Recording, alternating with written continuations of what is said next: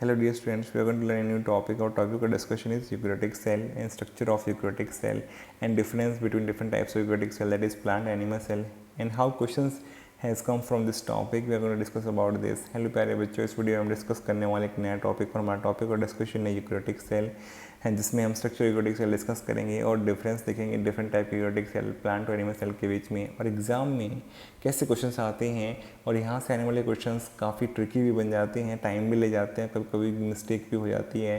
तो ये हम देखने वाले इतने आसान टॉपिक से कैसे क्वेश्चंस बन के एग्जाम में आते हैं। तो वीडियो को एंड तक देखना, वीडियो बहुत इंपॉर्टेंट होने वाला है। My name is Deepak Lal, trying to explain all this in video. Now eukaryotic cell हमारा टॉपिक और डिस्कशन है।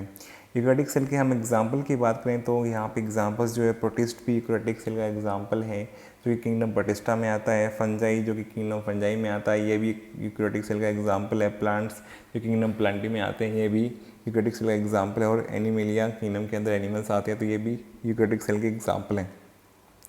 स्पेसिफिकली हमारा मोर फोकस यहाँ पे प्लांट और एनिमल के ऊपर रहने वाला है, लेकिन ये सब भी क्या है, फंगाई एंड प्रोटिस्ट भी यूकैरियोटिक सेल का ही एग्जाम्पल है। यूकैरियोटिक सेल, किसी भी यूकैरियोटिक सेल की बात करें तो उसके क्या फीचर हो सकते हैं, एनसीईआरटी में ये गिवन है सारी चीज़ें एज इट इज़, मैंने आपको समझाने की कोशिश की है। तो यहाँ ध्यान से देखो, have extensive compartmentalisation of cytoplasm. Cytoplasm अलग अलग पार्ट्स में बटा हुआ है, अलग अलग पार्ट्स में। मान लो ऐसे ही समझ लो कि जैसे एक फ्लोर है, जो यहाँ पे हम घर बनाते हैं तो कंस्ट्रक्शन करते हैं, छोटे छोटे रूम्स के अंदर डिवाइड कर देते हैं तो उस एरिया को, तो वैसे कंपार्टमेंट कह रहा है। तो कंपार्टमेंटलाइजेशन का एक्सटेंसिव कंपार्टमेंटलाइजेशन, अलग अलग कंपार्टमेंट है साइटोप्लाज्म के अंदर, और वो कंपार्टमेंट किससे बने हैं, presence of membrane bound organelles की वजह से बने हैं। तो सभी ऑर्गेनल्स ने साइटोप्लाज्म के कुछ कुछ एरिया को ऑक्यूपाई कर लिया है और वो अपने अलग अलग फंक्शंस को परफॉर्म करने के लिए ऐसा कर रहे हैं। दे सो डिवीजन ऑफ लेबर, जैसे आप देखोगे तो एंडोप्लाज्मिक रेटिकुलम का अलग काम है, गॉल्जी बॉडीज का अलग काम है, माइटोकॉन्ड्रिया अलग काम करते हैं या राइबोसोम अलग काम करते हैं। तो ये सारे क्या हो सकते हैं, राइबोसोम तो मेम्ब्रेन बाउंड ऑर्गेनल नहीं है वैसे।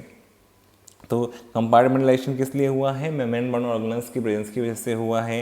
तो ये दे शो डिवीजन ऑफ लेबर, तो इन्होंने अपने काम भी अलग अलग कर लिए हैं ताकि इनका काम अच्छे से हो जाए। जैसे आप घर में देखेंगे तो किचन अलग जगह पे होता है, तो उसमें कुछ हमारी खाना बनता है या फिर कुछ और हमारा जो एक ड्राइंग रूम है या फिर हमारा अलग रूम है, तो इस तरह से हम डिवाइड कर लेते हैं उस स्पेस को। वैसे ही सेल के अंदर भी हुआ होगा, तो ये इस तरह से आप समझ सकते हैं इस चीज़ को। हैव मेम्ब्रेन बाउंड न्यूक्लियस, और यूकैरियोटिक सेल में सबसे इम्पोर्टेंट कैरेक्टरिस्टिक क्या होता है कि इनके पास मेम्ब्रेन बाउंड न्यूक्लियस या न्यूक्लियर मेम्ब्रेन प्रेजेंट होती है न्यूक्लियस के कंटेंट के around. They contain genetic material, genetic material DNA होगा, क्योंकि ज़्यादातर ऑर्गेनिज्म में मैक्सिमम क्या डीएनए जेनेटिक मटेरियल है। ये जब क्रोमोसोम बन जाते हैं तो डिवाइड करती है सेल, तो ये क्रोमोसोम की फॉर्म में दिखाई देते हैं, यही जेनेटिक मटेरियल या डीएनए। और न्यूक्लियस गायब हो जाता है उस टाइम पे, लेकिन क्रोमोसोम की फॉर्म में हमें दिखाई देता है न्यूक्लियस का कंटेंट। तो यूकैरियोटिक सेल कैरेक्टरिस्टिक है कि मेम्ब्रेन बाउंड न्यूक्लियस या न्यूक्लियर मेम्ब्रेन प्रेजेंट होती है, इसलिए यहाँ पे सबसे इम्पोर्टेंट कैरेक्टरिस्टिक ये वाला भी आ जाता है यूकैरियोटिक सेल का। फिर आता है have a variety of complex locomotory, यहाँ पे लोकोमोशन करने के लिए, सेल का लोकोमोशन करवाने के लिए साइटोस्केलेटन स्ट्रक्चर्स प्रेजेंट होते हैं यूकैरियोटिक सेल्स के पास में, जिसके बारे में हम डिस्कस कर चुके हैं ऑलरेडी, डिटेल में डिस्कशन हो चुका है कि सेंट्रियोल्स या फिर सिलिया फ्लैजेला के बारे में यूकैरियोटिक सेल में डिस्कशन हमारा कंप्लीट हो चुका है। तो यहाँ पर जो साइटोस्केलेटन के बारे में डिस्कशन है, तो ये साइटोस्केलेटन भी कैरेक्टरिस्टिक है यहाँ पे यूकैरियोटिक सेल की, जो कि देखने को मिलता है। तो यहाँ पे ये सारी बातें एनसीईआरटी में लिखी हुई हैं ऑलरेडी, एज इट इज़ आपको जो है डिस्कस करके आपको याद रखने की कोशिश करनी है, इसमें किसी तरह कोई आपको डाउट्स नहीं होना चाहिए। अब देखो यहाँ पे हम यूकैरियोटिक सेल का स्ट्रक्चर देखें तो प्लांट और एनिमल सेल, मैंने लेफ्ट साइड में यहाँ पे दिखाओ प्लांट सेल दिखाई है और राइट साइड में एनिमल सेल को दिखाया हुआ है। तो सेम एनसीईआरटी के डायग्राम को लिया गया है, तो यहाँ पे लेबलिंग बहुत इंपॉर्टेंट है एनसीईआरटी के डायग्राम की। तो सेम लेबलिंग आपको याद करनी है, कहाँ पे किसको लेबल किया गया है। जैसे देखो यहाँ पे सबसे पहले लेबल किया गया है न्यूक्लियस को, न्यूक्लियस के अंदर इस रीजन को क्या बोलते हैं, न्यूक्लियस बोलते हैं। फिर इसके आसपास ये गोल्जी अपैरेटस को दिखाया हुआ है, फिर न्यूक्लियस की मेम्ब्रेन को दिखाया हुआ है, न्यूक्लियर एनवेलप बोला है जिसको। इसके अलावा यहाँ पे प्लाज्मा मेम्ब्रेन अंदर की तरफ है। फिर उसके बाद में वैक्यूल को दिखाया हुआ है, लार्जेस्ट एरिया जो वैक्यूल ने ऑक्यूपाई कर रखा है।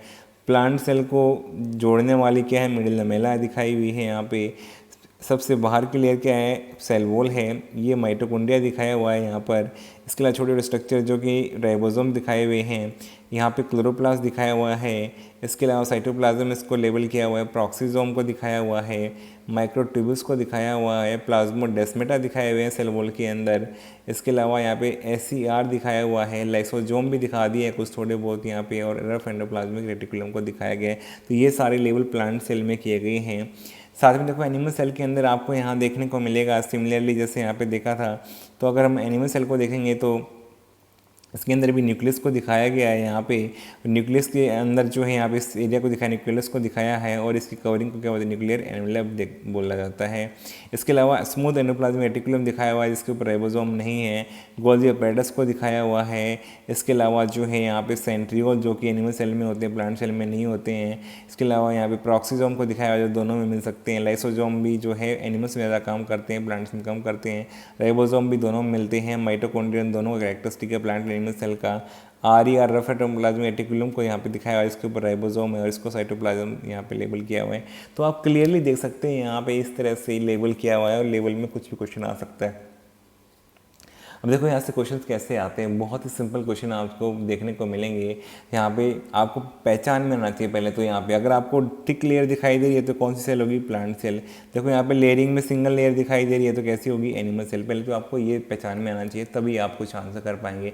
फिर क्या करेंगे यहाँ पे एग्जाम में, यहाँ पे ABCD XYZ किसी पार्ट को मान लो इसको A लिख दिया, पूछ लेंगे इसका फंक्शन क्या हो सकता है, ये इस तरह से क्वेश्चन बना देते हैं। या फिर किसी को भी इसका कर देंगे, यहाँ पे इसको ड्रॉ कर दिया तो कह देंगे इसका बताओ इसका फंक्शन क्या होगा, या करेक्ट मैच क्या होगा इसके फंक्शन से रिलेटेड। इस तरह से क्वेश्चन यहाँ पे आते हैं, तो आपको पहचान में आना जरूरी है।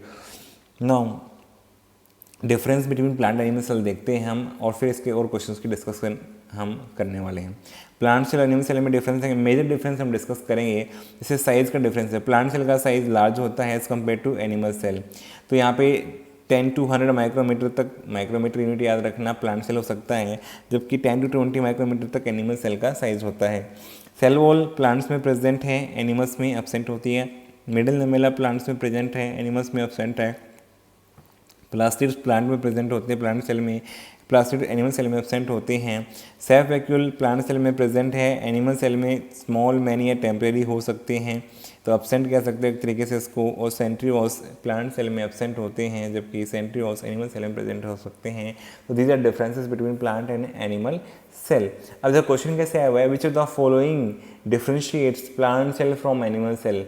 इसका मतलब क्या है, which of the following differentiate plant cell from animal cell. ऐसा कौन सा स्ट्रक्चर है जो प्लांट सेल को एनिमल सेल से अलग करता है, या जो प्लांट सेल के पास तो है लेकिन एनिमल सेल के पास नहीं। जैसे आप देख सकते हैं क्या क्या है, ऐसा कौन सा ऑर्गेनल की बात करें तो जैसे प्लास्टिड प्रेजेंट होगा। ऑर्गेनल की बात करें तो क्या होगा, प्लास्टिड होगा।